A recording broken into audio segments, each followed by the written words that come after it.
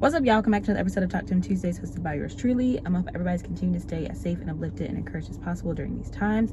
Definitely give a shout out to God, thanking Him for blessing me with another day, week, and opportunity to bring the episode to y'all. So today's episode is going to be titled "Control Your Thoughts," right? And this has been inspired by a couple of different life situations in general, but I feel like, if I'm just being honest, for me personally, my thoughts have been running a little rampant. Okay. And I just feel like it's just because I'm kind of like in one of those phases where I've been like praying to God, asking Him for things, been experiencing things, XYZ, and my thoughts have just been kind of going crazy a little bit. So I kind of want to get on here to say that as I don't know how to say it, as hard as it may be, right? Like to, how am I trying to put it into words? Basically, when it comes to your mind, right, there's power. We all know that there's power in the tongue, right? The Bible teaches us that. But it's also, the Bible speaks about controlling like your thoughts, right? Just because eventually, potentially, what you think or say could become something that you experience, right? So in the same way that people have the idea of manifestation and they're kind of like, oh, I want a husband, 2 kids, 3 dogs, white picket fence, house, right? You say it enough, you think enough, you believe it enough, Lord willing, you'll attract that, or you'll attract something similar or something close enough to it, right? Same thing goes with negative thoughts, right? So you have basically like, I don't know, for example, if it's like, oh, let's say for example you're trying to get a new car, right? But it's like, oh, well, what if I don't have enough money to pay my car insurance after I get the new car, and what if this and what if that, and well, what if the car's already sold, and this, that, and the third, right? You keep perpetuating those negative thoughts. Eventually maybe the car will get sold, or maybe you won't be in a situation where you could pay for it because you keep putting out this idea that you're not going to have what you need to take care of what you need to take care of, right? So here lately, it's been a big mind over matter and controlling my thoughts vibe kind of going on, just because it's like I said, some of the thoughts that you have can curate the kind of life that you live, or it could even curate like how you view life, right? Or the decisions that you make, kind of thing. So my biggest, I guess, form of encouragement or inspiration, hopefully to give somebody out there, is to realize that, well, one, to try your best to know the difference of a godly thought, a self-thought, and then a thought that comes from the enemy, right? Because anything that God is telling you to do is not going to cause you any kind of confusion, and 9 times out of 10 it's not going to cause you anything really, like any kind of emotion. Like you might feel like, God might tell you to do something, or you might have a thought like, oh, I should probably get up and go wash the dishes, right? You might be like, oh, I don't want to do that. But it's never going to be a thought that gives you like anxiety, fear, stress, confusion, worry, none of that, right? Self-thinking, right? Us being people, those thoughts you can always tell, because usually, like, at least for me, like it's either personally directed to me. So like I'll have a lot of like, okay, Jada, that was stupid. Okay, Jada, this. Okay, Jada, that. Or like it kind of sounds like me, if you will, in my own head. And that might sound crazy, but like like it's very familiar. And then the thoughts of the enemy are usually 9 times out of 10 always to either try to convince you opposite of what God has already told you, or it'll try to convince you to do something sinful, or it'll try to convince you to basically put yourself in a negative place, believe that you're not good enough, that you're not this, you're not that, or you don't have this, or this is going to happen to you because you did this, and you're a failure, whatever, anything like that, right? So that'll be my first tip, is to decipher which one it is, whether it's God, whether it's self, or whether it's the enemy, right? Boom. If you know something's from God, like I said, it comes with basically no restraints. So you automatically just have a certain feeling or notion like, okay, this should be okay to do. With yourself, however you work with that is kind of how you handle that. Like for me, if I could tell it's a self-thought, I'm like, okay, Jada, I try to regroup, get it together and be like, you know what, this doesn't have to be what it is for you, blah, blah, blah, blah. The thoughts of the enemies, automatically rebuke. I don't care what it is. I don't care how realistic it seems. I don't care. Use the word of God against it. Rebuke him in the name of Jesus. Try to cancel out that thought with something godly, like, I don't know, do whatever you have to do, right? Because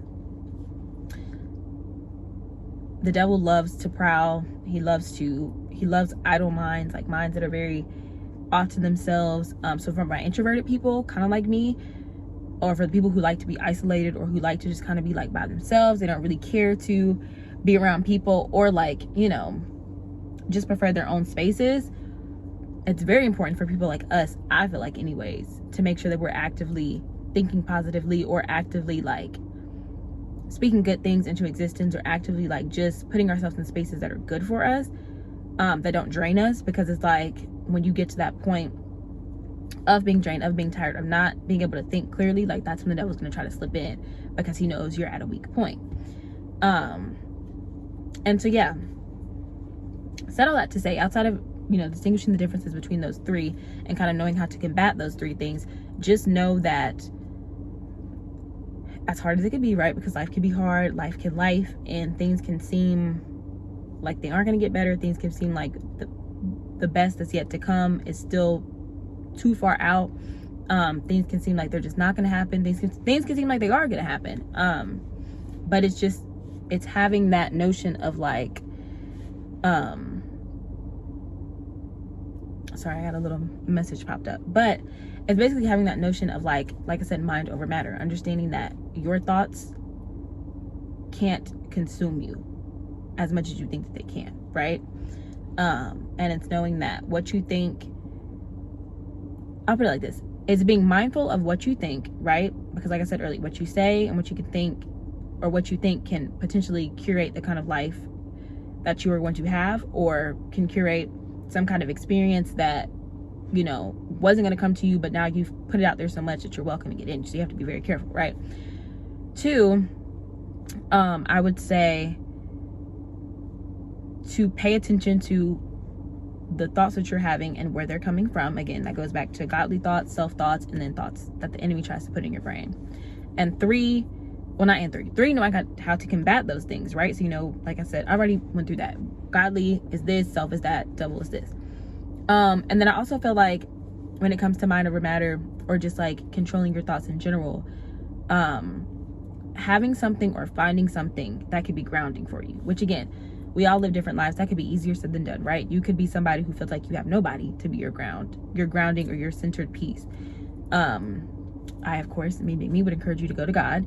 Even if you feel like you don't have God, I would still say give it a shot, because you're far more safer with him than genuinely anybody, really, you know what I'm saying? Because he has our best interests at heart all the time, even in times of stress or strife, or even when it seems like it's a punishment, you know what I'm saying? It's a form of his protection, right? So I would just say look to him. But if that's even something that you have to kind of work your way into, just try to find something to do, or find something that makes you happy, whether it's your favorite show, whether it's taking a walk, whether it's counting to 10, I don't know, but just finding resolutions that can get your mind back on a healthy track, right? Because it's just very important. I don't think people really realize how powerful we are as people, right? Because God gave us the ability to think freely. He gave us the ability to act freely. It is our job to use it in the best and most appropriate manners, right? Because it's like, he gave us the ability to drive cars. That does not mean, and I can be, you know, working on my speeding, but that doesn't mean that I should be out here speeding to try to get to somewhere quicker just because it's like, oh, well, God told me I could drive. It's like, yeah, baby, but no, like, be responsible, be respectful, be mindful, be very demure. No, I'm playing. But yeah, no, like, just be cognizant of the things that you do, right? Or we know, thankfully, God gives us the grace to be able to, I don't know, meet new people, right? That doesn't mean that, you know, just because you have that ability to, that you should go around thinking that, oh, everybody owes you something, or that you're just the baddest thing walking and talking, or that, you know, you don't have to respect anybody else's space because God gave you the personal right. And it's like, no, he gave us all the personal right, babe. So it's like, you're gonna have to navigate and negotiate that. But essentially, getting off topic, when it comes to controlling your thoughts, it's definitely easier. It can be easier said than done. But it is very important. It's very crucial. And I 100% am here to tell you that you indeed can do it, and that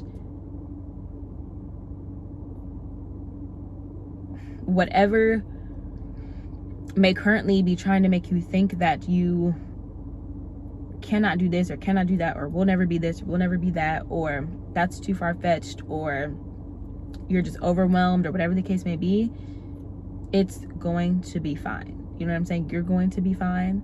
Just in the same way that you can have a negative thought, you can have a positive thought. In the same way that you can think badly about yourself, you can think good about yourself. In the same way that you can think bad about others, you can think good about others, right?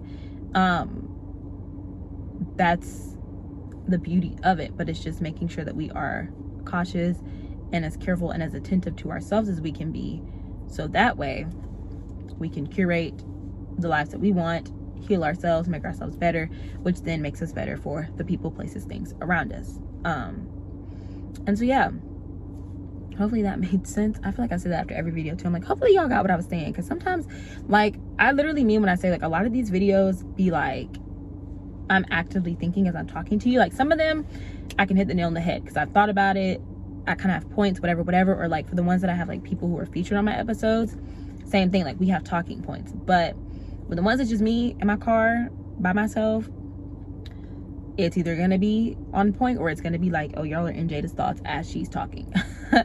And that's fine, you know. So I don't edit these, for one, because I really just never had a reason to, but for two, it's also like, I'm human. I'm not gonna sit here and crop and edit. I don't even know how to. I'm not good at that. So y'all are gonna get it all. But yeah, just know, mind over matter, control your thoughts, think positive things, and ultimately you're gonna be okay. It's definitely possible for you to do.